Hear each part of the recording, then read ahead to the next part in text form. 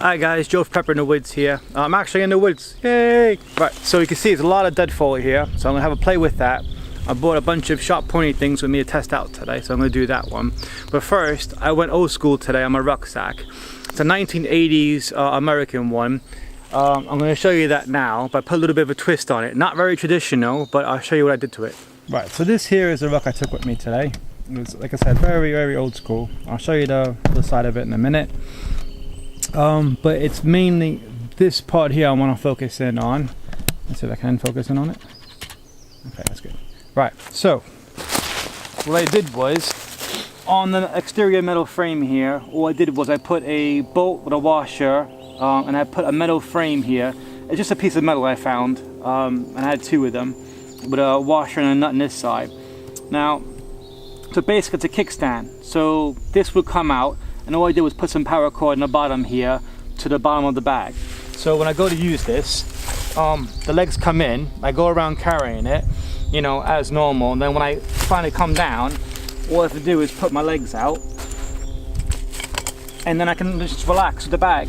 So normally what I do is I put a bag on a tree, you know, or just put the bag down. But this way here, my stuff is still off the floor, and I'll show you that in a second.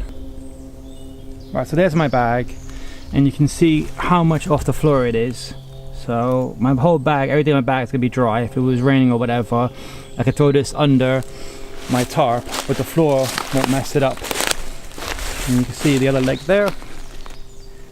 So like I said, it's just simple.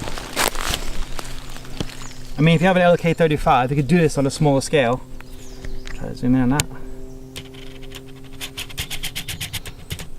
It's probably best is going to zoom on this lens, but yeah, so it's just a nut there with a flat piece of metal.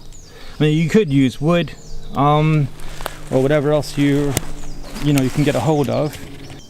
So I said, you could use a piece of metal, you could use a piece of wood, you know, maybe some PVC pipe, but it has to be a bit strong so that it doesn't snap off there. But when it's back into the thing, just put some Velcro strapping on it, and that'll keep it from rattling or getting in the way, but it doesn't. So as soon as you tip the bag, it just, you know, leans out naturally, which is nice. So I said, let me know what you guys think in the comment section. This is a very, very old bag. I only paid, I think, £5 for it at a car boot. I'm just bringing it out today just to practice some skills out here. So I hope you guys like that idea. Let me know what you think in the comment section, and I'll catch you next video. Bye.